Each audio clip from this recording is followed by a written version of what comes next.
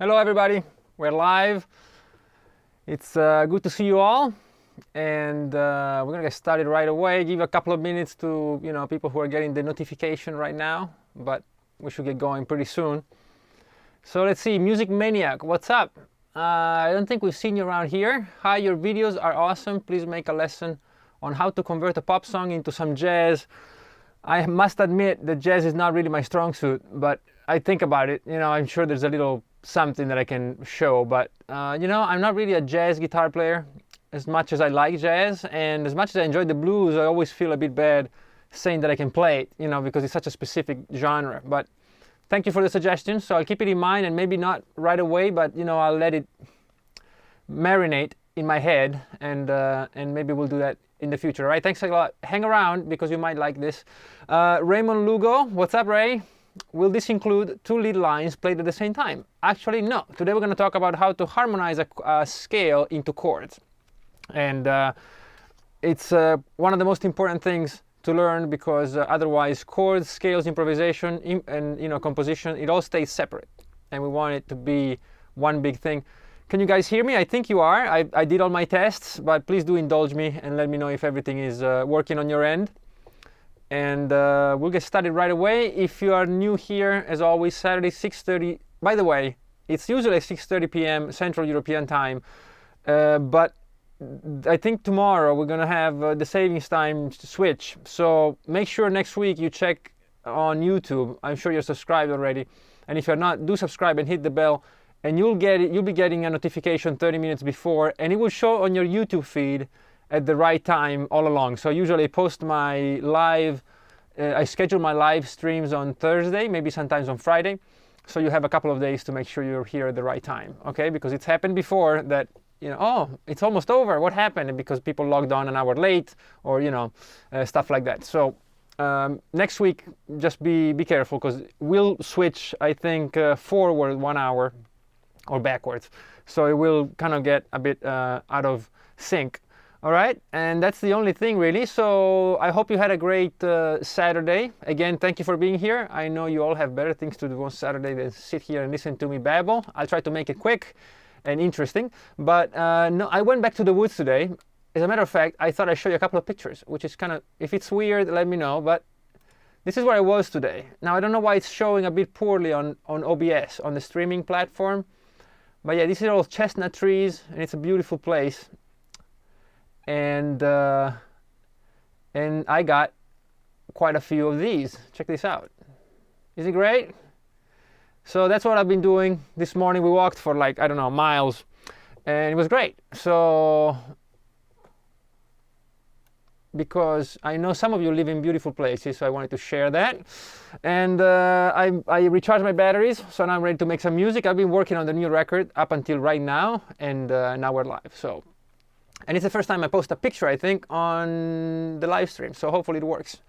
All right, so there's a few of you already in here.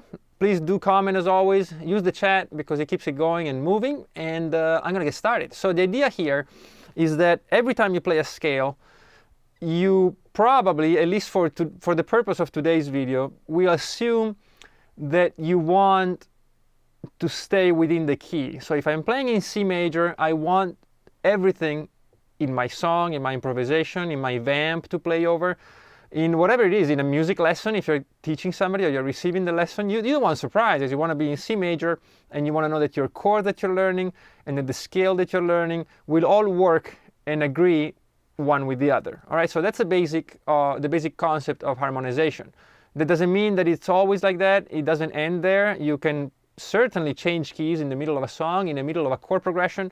You can take chords that are borrowed from other keys, but even to do all that, you should probably first know what chords are in the key, and then what chords are in another key. And then if you move to the key or you borrow some chords from that key, you should be able to tell what you're doing, and then you'll be able to manage these chords and decide, why am I taking the minor fourth chord instead of the major fourth, and why am I borrowing the flat seventh chord from somewhere else, and etc. Right? So that's one of the most important things.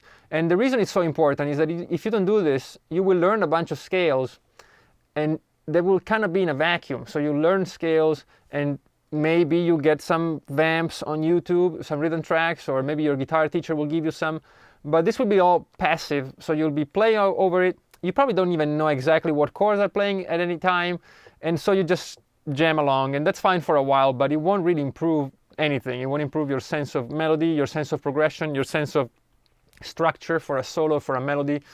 And you know, so it's really important you take control of the harmonic part of what you're doing. And as a matter of fact, as you progress and you get better and better, you realize that the harmonic part, which means the chords basically, and the melodic part, which means the scales and the notes played one at a time through time, they're all really the same thing. And that's extremely important, and it's one of the key aspects of producing music and composing and improvising. All right, so we're going to look at all that. And there's many ways to do this, but we're going to start with the simplest form of what a scale is. Now, I know for some of you this is pretty easy, and I do apologize, but I don't know exactly what your level is. So if you hang around for just a little while, then we'll move on to more complex things. And even so, you might not know everything that I'm going to talk about right now. So we're going to take the C major scale. We could do this with any scale. As a matter of fact, we'll do it with something more complicated later. But we could take C minor. You could take any of the major keys. You could take B flat major. You can do F major. The only reason I'm doing C major is because there are no sharps and no flats. Okay, so this will help us navigate it. And as I explain it to you, you'll be able to follow, I think, a bit easier. All right, so you don't have to worry about any sharps or any flats. And C major scale, for those of you who don't know, which I'm sure you all know about it, it's just a major scale which starts on C and has all the white keys on a piano, which means all natural notes, C, D, E, F, G, A, B, C. And that's what you see down here, and that's the major scale. Now, if I'm improvising or playing or composing with this key, which is this, I'm respecting the fact that there are no sharps and no flats on my scale, and I want the chord progression and the bass guitar and everything else to respect it. If we assume what we said before, that today we're going to talk about staying inside the key, okay? I understand that it's not always the case, but as I said before, if you want to move out of the key, then you should probably be knowing, know what you're doing. Otherwise, it's just a guessing game, all right? So let's assume that we want everybody to respect this thing, C major. So the first thing we'll discuss is that, okay, well, I know my scale. I know how to play it on the guitar because I learned my three notes per strings. I learned my cage system. I learned how to play them on each string separately. I learned all that. And now I want to put some chords together so that I can write basically a song or a vamp or a chord progression. If I'm using only C, D, E, F, G, A, B, C, the first rule, of course, is that I will only build the chord over each of these notes. I won't even consider building a chord over D flat, right? I won't worry about, hey, is the D flat major or minor in C major? There is no D flat, okay? So that's the first thing. You only worry about harmonizing the notes of a scale. In this case, there's 7 notes, C, D, E, F, G, A, B, C. Sorry, the last C is repeated, so C, D, E, F, G, A, B. And there's only 7 notes, so we're only going to find 7 chords, okay? So that's the easiest way to look at it. Only build a chord over one of the notes of the scale. That's the basic stuff, right? Now, a chord, by its own definition, today we're going to use at least 3 notes. They could be more, okay? We're not going to talk about the 2 notes because that kind of falls in between harmony and melody, so we're going to talk about just 3 notes and up. If I'm using 3 notes, it means that I'm building a chord made out of 3 notes. And I just said that I want to only build chords over each of these notes. I'm not worrying about any flats or sharps because I don't have them in this key. So if I'm building a chord with 3 notes, not only do I want the first note to respect the scale, I need all my other notes to respect the scale as well. So basically what I'm doing is I want to know what chords are possible using only these notes. Not only in the root of the chord, but in all notes of the chord. Which sounds pretty easy because we're going to look at triads now. But then it becomes a bit more complicated when the chords are complex and the names of the chords are quite complex. And so there's a formula to each chord that will tell you if indeed you can play a chord or not. And we'll do that today as well. All right, so first things first, let's do the easiest thing possible. Let's acknowledge that we only want a chord over each of these 7 notes, no more, no less. And let's see how we could harmonize this scale in the simplest way possible, which is in triads. Okay, harmonized in triads. The rule for triads, and this is, I'm going to skip over this a bit quickly because this changes for any chord you learn. I'm only going to talk about major and minor chords right now, but you could have strange chords with no thirds and you know, with 5 or 6 notes. But these chords here are made up of the first note of the scale, then the third and the fifth, which means that if I have C, D, E, F, G, I take one and I skip one, I take one and I skip one, I take one, and that's my chord. So C, I skip the D, E, I skip the F, G. And you see down here, sorry, there, C plus E plus G gives me C major. Then I do the same thing with my second chord, which is D.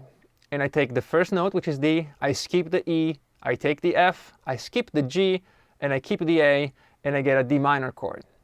And then I do the same, and I do it with every single note of the scale. All right, so the basic result here is that if I want to play a triad over each note of the scale, this is the result. The first one will be major, then it's going to be minor for D, E will be minor, F and G will be major,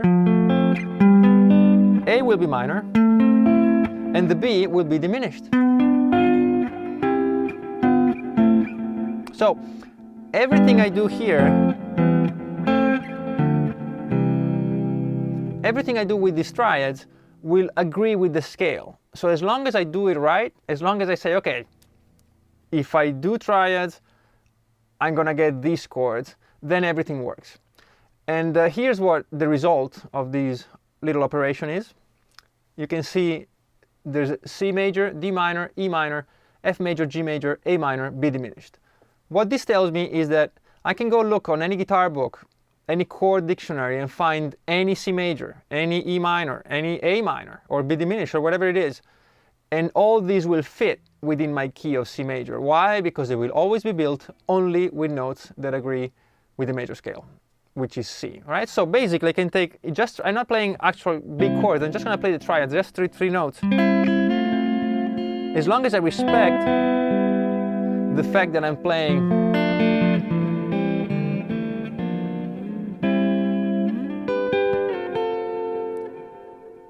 I don't know, there's so many.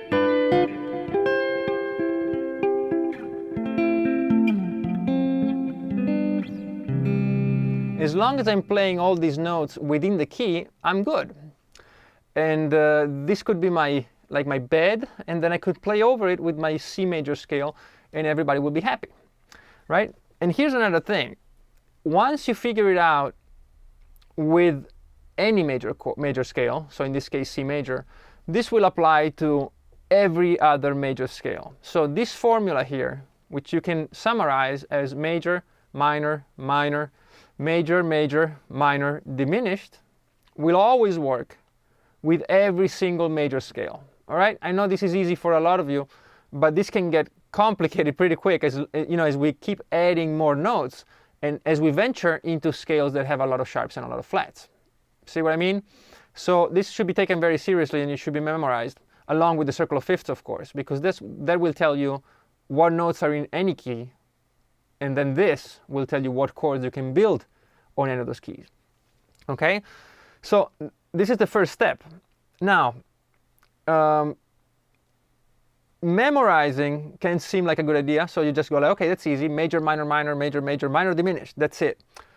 But this only works for so much stuff, then it kind of gets out of hand. So if you really want to learn, because what if I want to do it in 11ths? What if I want to do all sus2 chords? How about if I want to harmonize it but with no fifths? So you have to be agile in your mind and be able to recognize what notes belong to any key. So that's why I suggest you always use the circle of fifths, and you learn it backwards and forwards, and knowing every single note in every single major scale. It's so important. All right, but okay, there's a few of you in the chat. Hello, Bertie, what's up? You were sleeping, I guess, right? It's okay, you can be a little late. We're only school. Hello, Jim. Anybody else who's there, please let me know you're there. And if I'm going too fast or too slow, please help me out, because I've been, I'm talking to a screen here, so it's hard to gauge your where we're at. But I'll keep going, and then if it's too much or too little, don't hesitate. Don't hesitate. Let me know, and we'll adjust. All right. So let's see.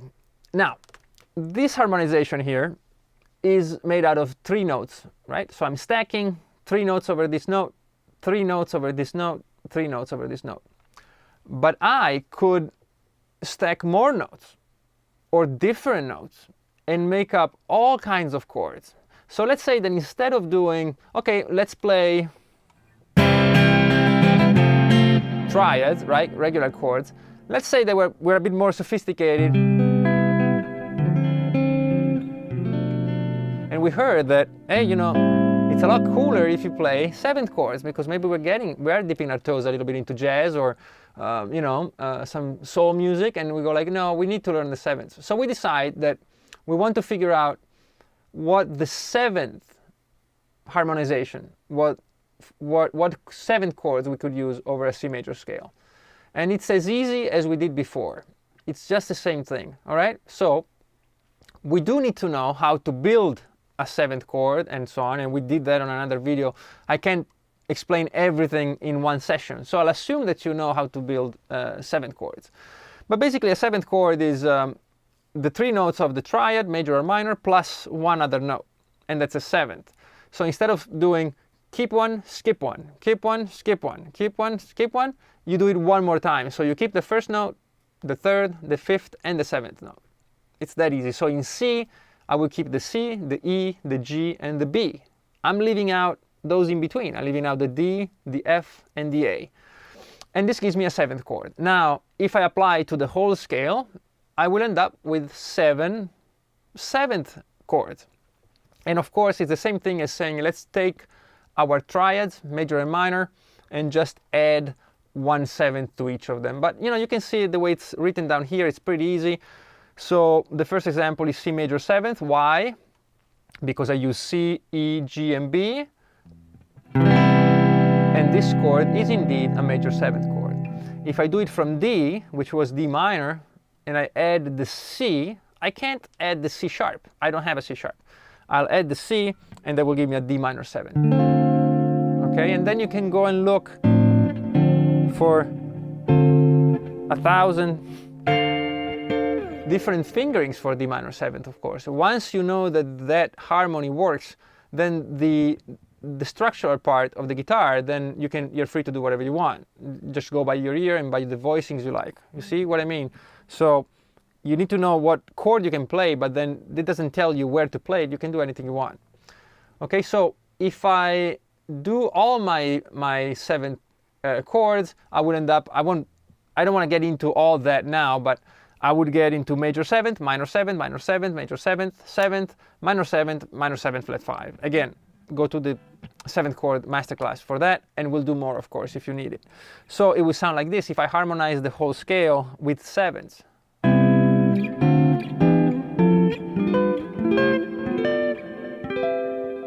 Right? It sounds a bit more complex, a bit more sophisticated. Okay, and it's a beautiful sound. And now that you've applied the whole scale to this, you can do it, of course, in every key. Okay, so maybe we should do one more example because I prepared it. I didn't know if it was too much, but I'll do it. And I hope you guys are following. Hello, Jose. Good to see you. And so let's move on to another example. Okay, something so easy, right? It's an add 9 chord. Because I don't want to do only major and minor and 7ths, because I think you already know them. But this works with any chord. So if I say, okay, no, I really want to harmonize the major scale with 9 chords, or add 9. Add 9 is a major or minor triad or a diminished triad plus the 2nd note. So if C major is C, E, and G, I'm going to look for the 2nd note of C and add that in. And so this gives me, there's many ways to play them, but this is the easiest to see, because I'm taking the C major and taking this octave here and raise it up. This is is the chord, right? It's a beautiful chord, and now I can say, okay, well, let me take all the chords that I know, major, minor, minor, major, major, minor, diminished, and add to them.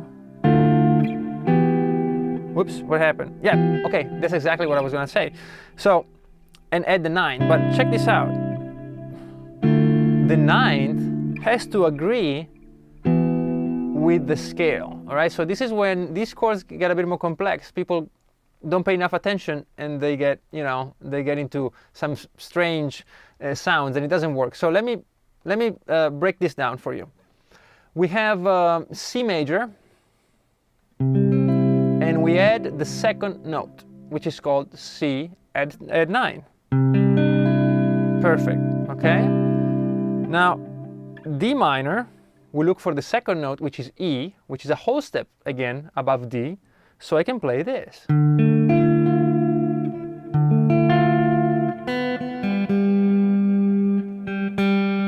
There you go, sorry.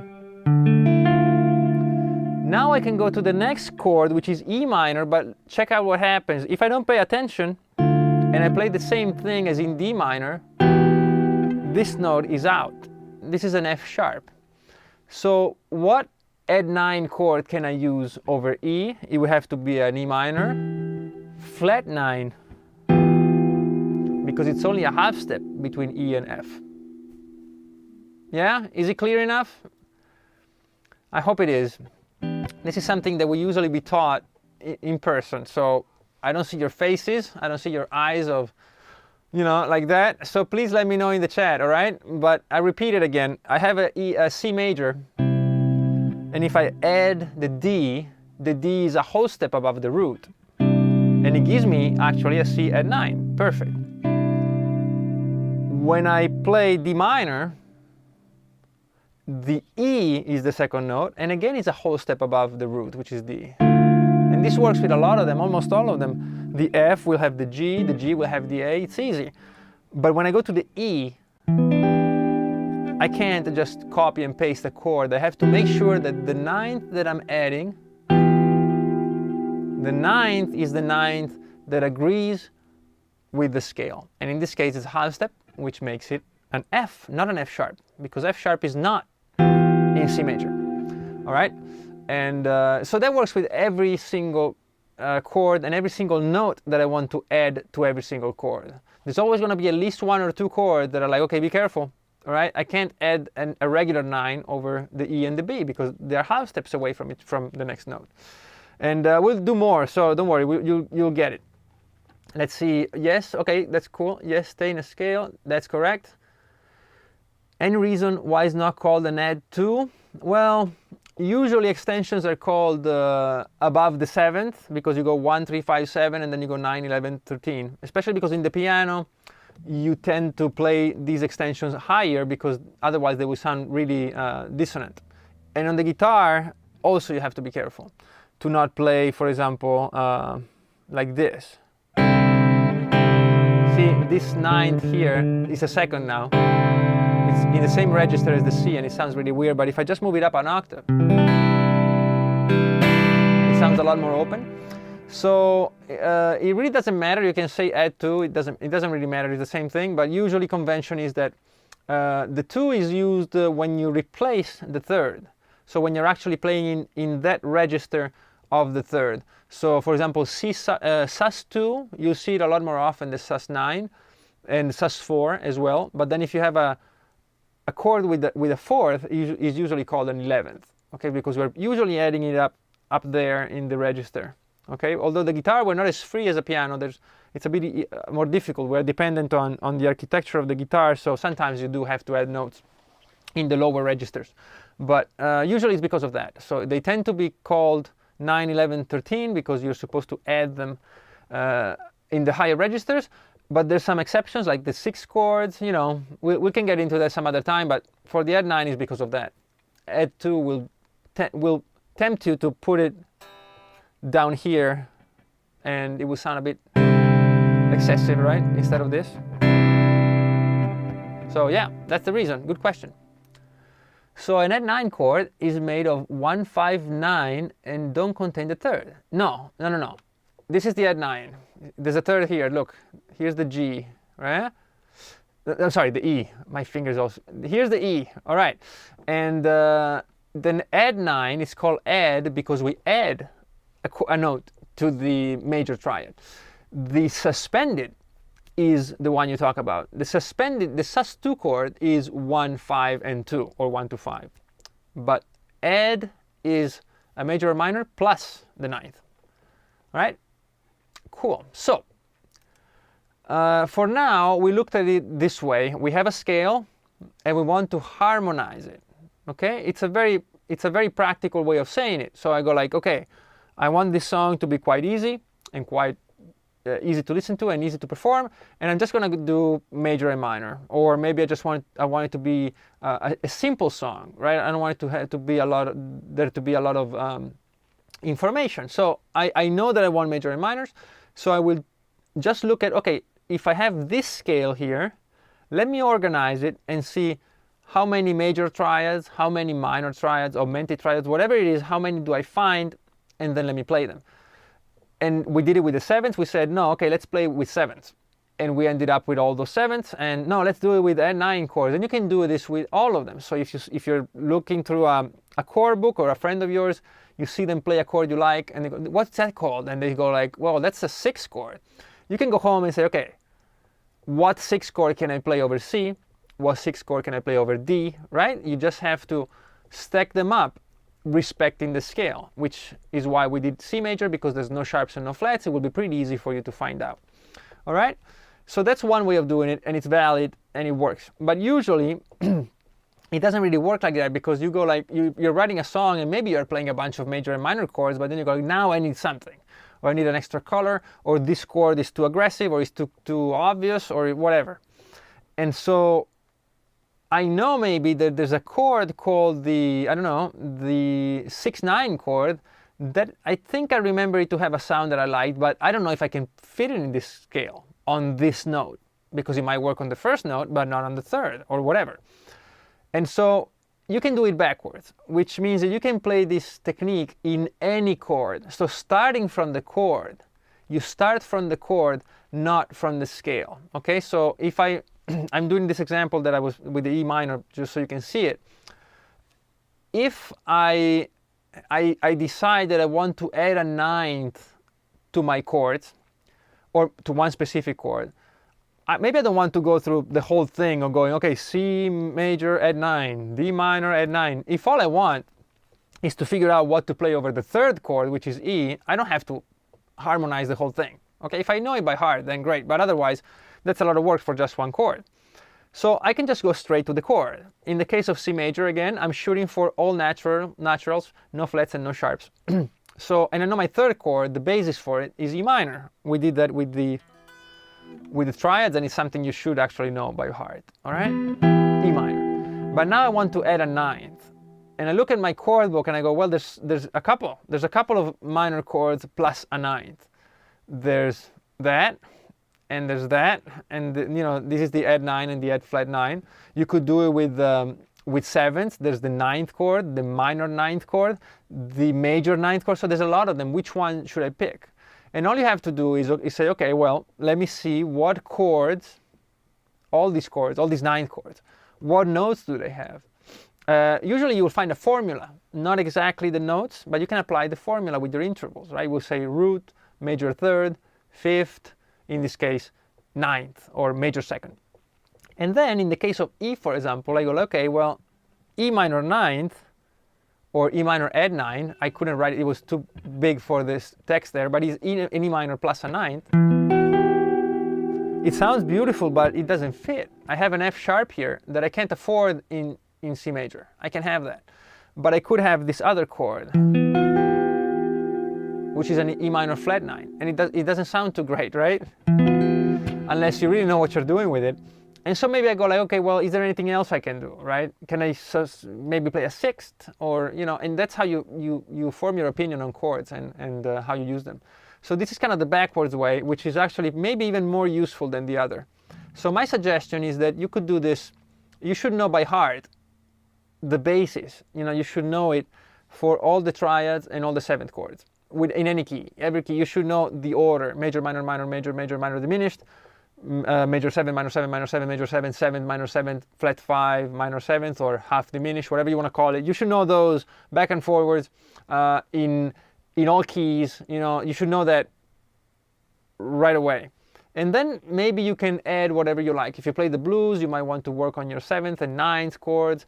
If you're into jazz, you have to know a lot more, you know, all the alter chords. But it's something that you should know. And then all these other chords, you can just know that they exist, know their sound, and then you work out each time what works and what doesn't. All right? I studied a lot of chords, and I did actually memorize a bunch of stuff.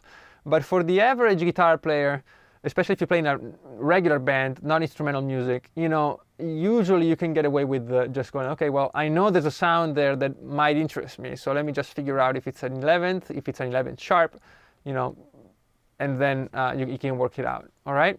So that's something you can do. Now, I'm going to stop for 1 second and give you a couple of seconds to write any questions, because now we're going to move on to a more difficult scale. And we'll do the same thing. We'll go through all the triads and then maybe try some different chords. And then, of course, we'll open it up for questions.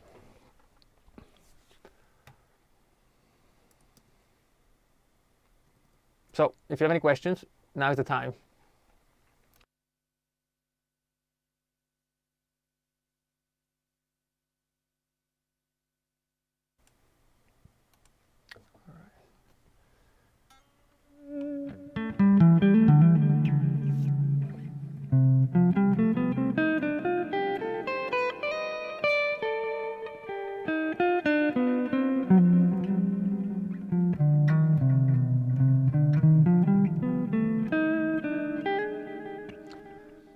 Okay, no questions?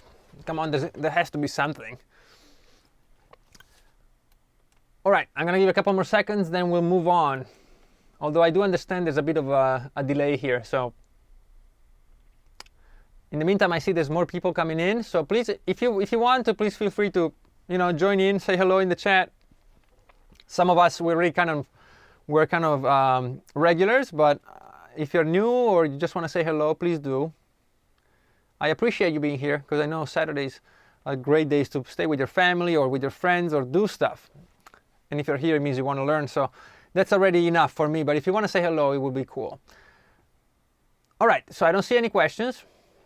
I'll move on, and then I'm sure they'll appear as soon as I start talking. But let's try to harmonize a more complex scale. And again, I'm going to make it as simple as possible in the key of C. And here's the scale. It's the Melodic Minor Scale. And the Melodic Minor Scale is, as you can see, it's pretty simple as far as notes go, but the structure of the scale is quite complicated. So it's a good place to start. But notice how only one note is different from the major scale. The major scale was C, D, E, F, G, A, B, and the Melodic Minor is C, D, E flat, F, G, A, B. The problem is that this scale is really it's very removed from a major scale as far as its uses.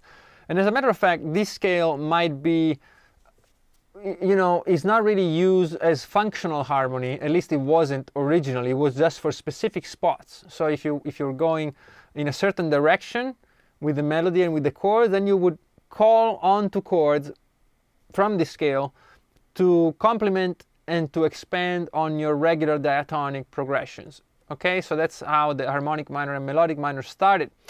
But then when the lazy popular guitar players got hold of it, then they said, why can't we just use chords from this scale and play this scale over them? And we're going to find a lot of great sounds and new sounds. And to a certain extent, jazz does that, because you can stay for quite a while on this specific scale, but it still uses functional harmony. But for us in rock and roll, sometimes you're like, no, I'm going to play a chord progression out of these chords, and I'm going to play over them, and it's going to be a melodic minor composition. And it works, and it's quite interesting, actually. And so the scale is really, even if it looks similar to C major, is very removed from it as far as applications and sounds go. But this is the sound of the scale. We did we do it just last week or something like that, or a few weeks ago? And the scale is like this.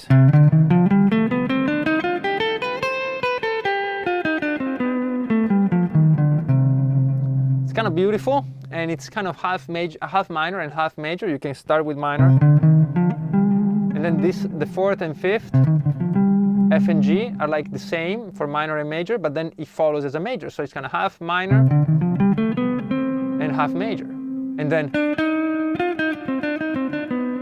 it falls back to minor, right? It's a beautiful scale. Now, the problem with the scale is that its harmony is so different.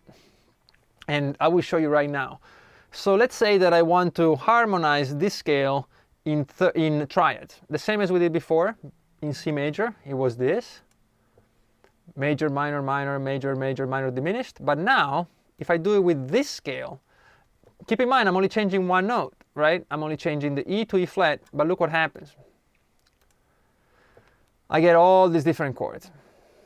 Of course, 3 of them will change. Why? Because the note that I change, the E becomes an E flat, can be the root, the third, or the fifth of all these other chords. All right, so let's go step by step, and let's apply the same exact idea as before. So we go, okay, we want to play triads, which means that we take the first note, skip the second, third, skip the fourth, and fifth. And sorry, let me mute the microphone. I have a, don't worry, it's not COVID.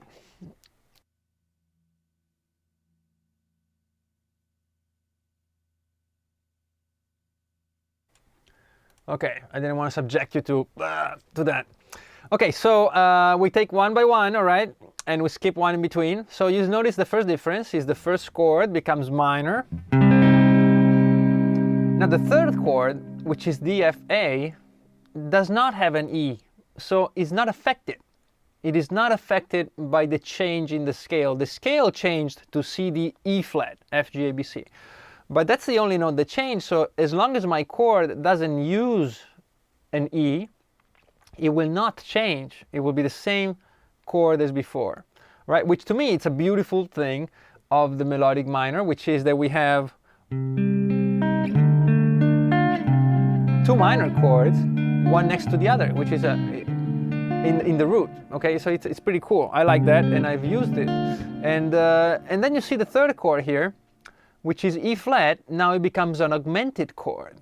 Now we didn't see that. We didn't use the augmented triad in our major scale, but now we have to use it because this scale demands it. Because E flat plus G plus B is not a major chord anymore. It's an augmented chord. And so when we do the whole thing, you see how now there's many differences. So there's 3 out of 7 chords are different, and we only changed one note, but it changed 3 of these. And also we have access to this new chord, which is an augmented triad, which of course will give birth to a lot of other chords that are based on the augmented triad. And so it becomes, a lot more interesting. And it's, of course, a very strange progression. Let me see if I can play for you in triads only, like we did before. So we go minor, minor. We go to augmented, major, major. And now I have 2 diminished.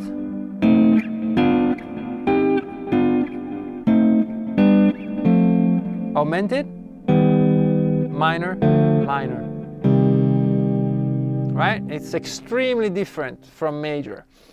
And the cool thing about this is if I memorize minor, minor, augmented, major, major, diminished, diminished, now I figured it out in the easiest possible key, which is C minor, basically, because it only has 1 flat. But I can apply it to every other key as long as I know what notes make up that scale.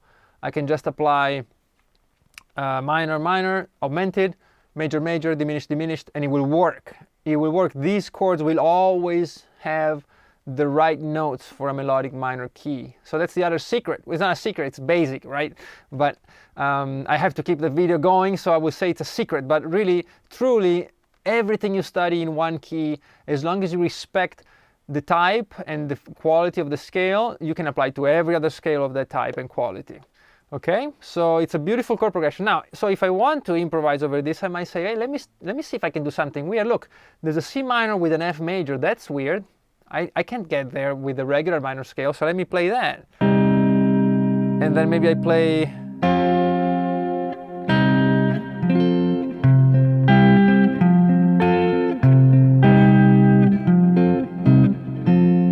see what happens, right? And you might get some really cool ideas from it.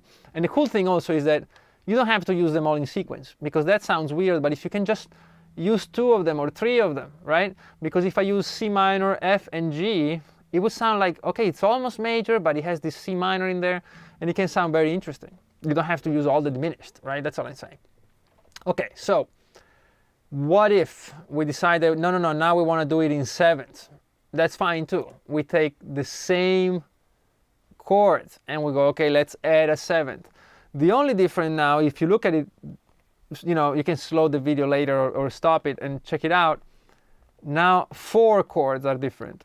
And the reason is that now that E flat, that before it was a natural E, now it's an E flat, and it can be the root of a chord, the 3rd of a chord, the 5th of a chord, but also the 7th of a chord. So whenever that E flat falls, it will change the chord as opposed to what it was on the C major scale. Okay, so now this is my new series, and you see there's a few chords that or at least, well, 2 of them, that I didn't know before. So if I study only the 7th chords that work with C major, I'll miss out on a lot of stuff. And one of them is this C minor chord with the major 7th.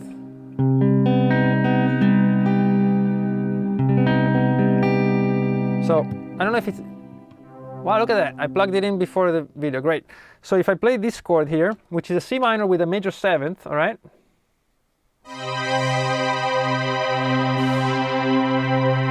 And I just improvise with this scale, I now have access to the sound.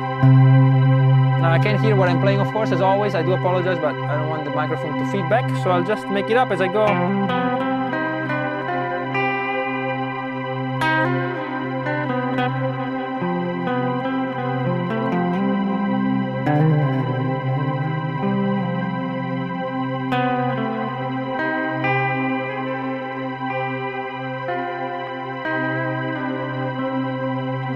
Right? So I can discover new chords, discover new sounds, and simply playing, I just played that scale basically up and down.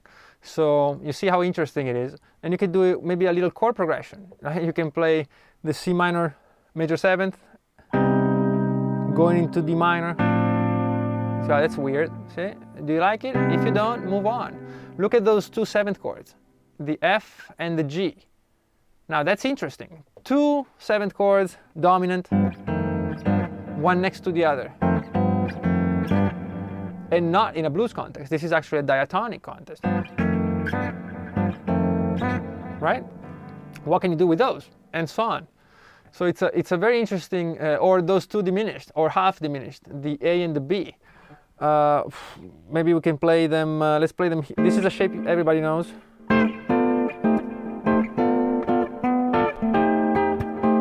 We do like though.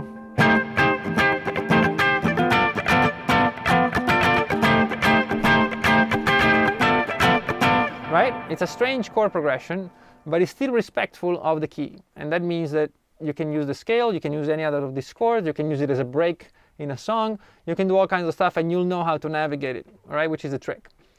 And again, if you want to add a 9th, if you want to add an 11th, if you say, no, it has to be a 13th chord, whatever you want to do, all you have to do is go, okay, well, what is a 9th? The 9th is the 2nd note of the scale.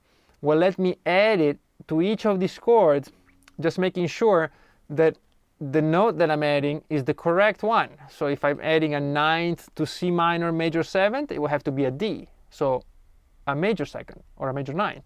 If I add it to D minor 7th, it would be D minor 9th, as always, pretty easy. How about the diminished? Remember the E minor, you couldn't add a regular 9th? Well, now you can, because it's E flat, and the 9th will be F. So you can take it as far as you want, and it kind of goes beyond the scope of this video. And it's not difficult, but it's a long subject to discuss. And I had my doubts that we could do it in a video, but even if it's just to get you used to the concept and just get your feet wet, then it's cool. It's something that you can, it exists, and maybe it will clear up the air a little bit as far as finding strange chords and really not knowing what to do with them. And this maybe will help you out by saying, okay, well, any chord I have, any chord I like, I can break it up and see if it fits in my scale. Maybe it won't fit in the first note, in the first degree, C, but it might work on F, right? Or it might work on A. And you can do that with any chord you like, any chord you learn, any chord somebody teaches you. You can always bring it back to the scale and decide if it's right for that scale or not. Okay? And this is, as I said before, it's just the beginning, because we are not actually tied to a key. We can be tied to a key if we want, but we don't have to be. We can play a key and then move to other keys, or, you know, as I said about borrowing chords, that's another cool video we could do about what chords we can borrow from other keys.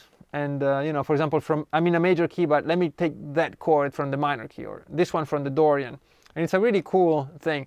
And the only thing is that I know some of you are my online students, and I can follow up with you, but for those of you who I don't know, it's easy to kind of, you know, go too far sometimes, or make it too easy. So was it too easy for you today, or was it too hard? Was it good?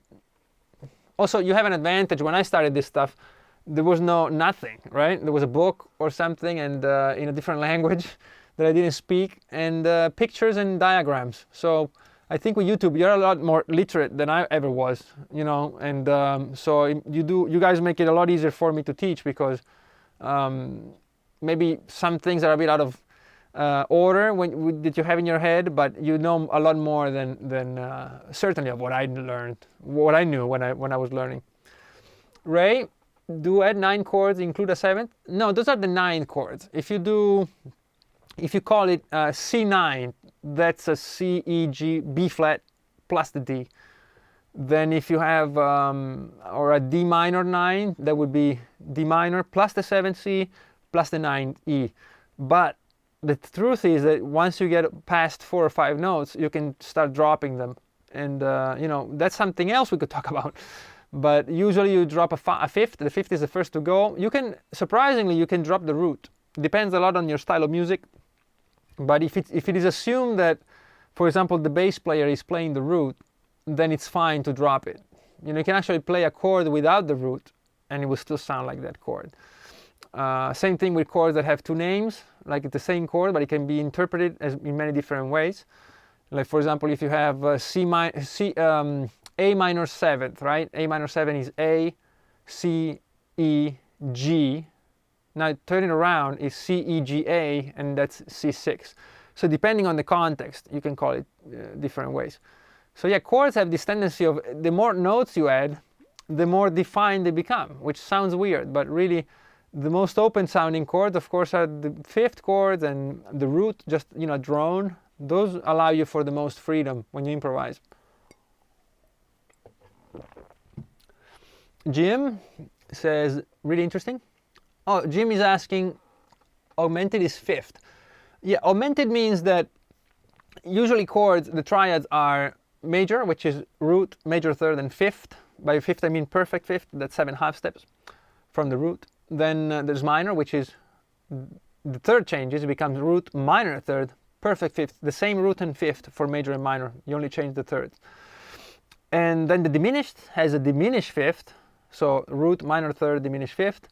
And then the augmented has the major 3rd, C to E, for example, and then the augmented 5th, which is C, E, G sharp. And yeah, which also is subject to so many different ways of looking at it. Like, you can stretch a chord and it becomes augmented, you can compress it and it becomes diminished. You know, you can take a major chord, drop the root, and it becomes one thing, and you know, it's the minor, you drop the root, becomes something else. It's really cool. But that's beyond the scope of this video. And some things are really hard to do on video. You know, it's not the same thing in person, because the lack of feedback is truly a problem. I discovered with COVID that Skype lessons, I've done it for a long time, and I always kind of assumed that it was okay, but it wasn't the same. And I certainly reevaluated that, because with COVID, we had to close the school. And so even my regular, normal students, we did it on Skype. And sometimes it went better because they were at home, relaxed, they weren't tired from work, they just went home, they didn't have to drive half hour to get here. And so that really surprised me. But this kind of thing, that's different, because really it is a one-way thing here, and I'm trying my best, but it's I'm sitting here talking and you're sitting there listening. We can use the chat, but really there's not a lot more I can do or you can do to meet in the middle. So I try to do something that can meet you in the middle, and if sometimes I'm a bit off, please, you know, I do apologize, but it will get better also with time, I think. All right, if there's anything else I can help you with, anything you want to share, any question, of course, any suggestions. You've been quiet today, which is cool, which is good. But I do enjoy it more when you guys are more talkative, because then I get a feel for the room, so to speak.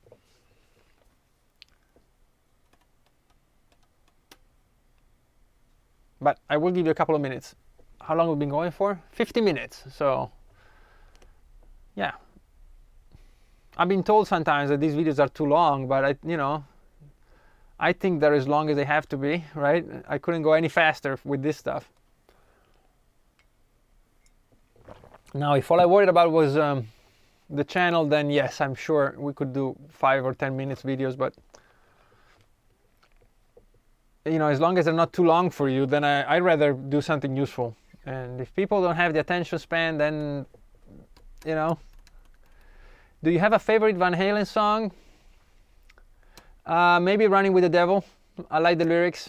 Yeah, we never talked about Van Halen. One thing I hate, I do hate it because I lost a couple of people who were really well-known musicians. I would say at least one of them, certainly at that level of notoriety, is Van Halen. At least Van Halen of today, not maybe Van Halen in '79, but. And everybody on YouTube is like, let's see the sound of Van Halen guitar and my story about Van Halen and this and that. And I do get it, but to me it's like, I didn't want to do it. That's why I didn't talk about Van Halen's death. Now it's been a while, and this video will not be titled Van Halen anything, so I can share it with you. But one time, I was at NAMM, this must have been the late 90s. And Eddie wasn't doing great then. He wasn't. He had problems. Everybody knows it. And for example, the 2003-4 tour, that was a disaster. I didn't watch that. But anyway, I was at NAMM and Van Halen came, and I was sitting in a room playing guitar, and I was at the time 19 or 20, and everybody plays very loud at NAMM. I was as low as possible in a room, and I turn around. And Dweezil Zappa is looking at me, and I think I know who he is. This is the 90s, the internet was not what it is. I didn't have internet. And I kind of look at him, and he looks at me, he's like, yeah, keep going, it sounds great. And I'm like, something tells me that I should stop playing, but I don't know what it is. And then Eddie walks in, and I'm like, okay, now I know who this is. And I just couldn't keep playing. Of my phobia of playing in public that I had up until a short while ago. And I stopped playing, but yeah, Eddie was great. And even then I felt bad about asking for autographs, and so I didn't. And now I kind of regret it. I had my little camera, those disposable 24-shot cameras, and I didn't take a picture with Eddie nor with Dweezil. Dweezil I saw a few times after that because it was, but Eddie was, I mean, I didn't know him or anything, but. I was so frustrated by the quality. It would just kept going like this, and so that's why maybe his death wasn't as shocking for me as I don't know, anybody who's been extremely active at a high level, because the latest Van Halen tour, it wasn't. I think I missed out on it because opinions, but to me the Van Hagar wasn't the same. I really like Sammy Hagar, but. To me, Van Halen was up until 1984, and or actually 85, I think that's when David Lee Roth left. And so, yeah, but I think Running with the Devil is maybe my favorite song. There's no big solo there. There's just a few licks, but I really like the song, and I like the lyrics, and I think it encapsulates what Van Halen was, right? But there's a lot of them. I really enjoy all those, even the albums, Diver Down, albums that people sometimes don't talk so well about. I really enjoy them. I even enjoy the Van Hagar. A few days ago listened to Van Halen 3 again, and that was a bit harder. But yeah, I don't know what you guys like. What is your favorite Van Halen record? It's okay. I won't put this in the title or anything. You know, that's such poor taste, I think. Somebody dies and you go hunt for views on your YouTube channel. But anyway, what chords would you recommend learning after major minor seventh? Definitely your sus2 and sus4.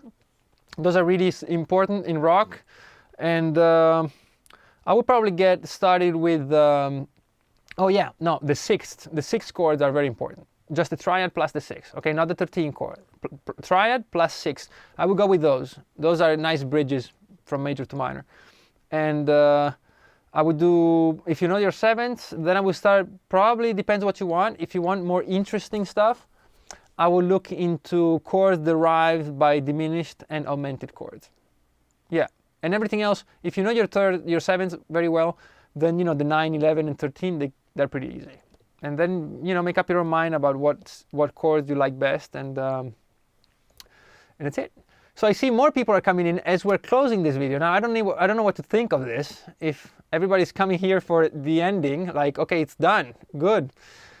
He stops yapping, or maybe, I don't know, but it does happen pretty often that the most important stuff that I talk about, there's few people and then they keep coming in. But it's good to see you all, and you know, we'll keep doing these because I think they're useful. I've been getting a lot of messages. Again, your support is amazing because I know that there's a few of us only. It's not a huge channel by any means. And these videos on Saturday, you know, most people have other things to do, but I still get all your support, and it's really important for me because, not because of the money, but because it means that it's useful, and that's really appreciated. But you don't have to certainly do that. You know, if you want, that will pay for the Christmas festivities, but otherwise it doesn't matter. You can just come here and learn. But I just wanted to know, those of you who are doing it, I really appreciate it. But I appreciate anybody who's here learning and playing, and you know, I'm doing what I can, and hopefully it's useful for you. All right, so if you have any more questions, otherwise we'll just reconvene next week, Saturday, 6:30, same time, same place. Okay, I'll give you a couple of minutes, and then we'll adjourn, so to speak.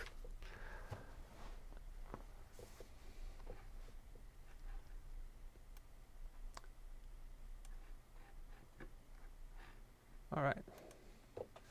Unboxing video is 10,000. Yes, I will do an unboxing video and a reaction video. Oh my God, look how he plays the guitar. I don't know, you know, I'm criticizing all the time these videos, but maybe they're great. I just don't watch them, so I don't want I don't want to be, you know, insensitive to people who like people opening boxes. But to me, the focus has become so much on product, and I watch them. You know, I like synthesizer and I watch products, but the focus is so much on products that it's kind of a disservice to the potential of the platform. You know, and I'm not saying my videos are great or anything, and I'm sure there's people who could do it a lot better, but you know, I'd rather keep it useful. And I just don't see myself doing that. But maybe I will do an unboxing at 10,000. Where are we at? Almost. Is it almost 9,000? So yeah, okay. 10,000. I'll unbox. Maybe I will unbox my next record, right? Because it's gonna take a while to get to 10,000, I think. And Ray, you have a question about flamenco? Shoot.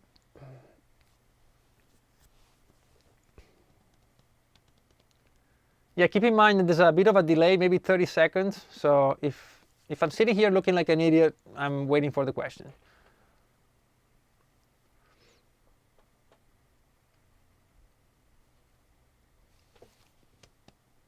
Okay, it seems like common chords are A minor, G, F, E. Yes, the lead, okay, yeah, the flamenco progression, well, that's very reductive, you know, on my part. But one of the flamenco rhythms, which is really a lot of it is, it's kind of a caricature of the flamenco rhythm, but it does appear. It does appear in a lot of actual flamenco structures, right? Okay, so if you look at these chords, the scale that works over this is this. Wait, let me backpedal a little bit. So we have A minor, which is A, C, G, A, C, E, G major, which is G, B, D, there's F major, which is F, A, C, all right? So up to now, we only have natural notes. So it means we're in A minor. And now E, it has a G sharp, okay? So this G sharp, if it was just this chord, then we would just use harmonic minor, which gives us that F sharp, the G sharp, but the second chord is an actual G. And so you can float over all this with, if you have to pick one, pick the natural minor scale, not the other one, because it will sound really bad here to have a natural G, but it won't sound as bad here to have a sharp G. But otherwise you can go A minor over the G and then go to A harmonic minor.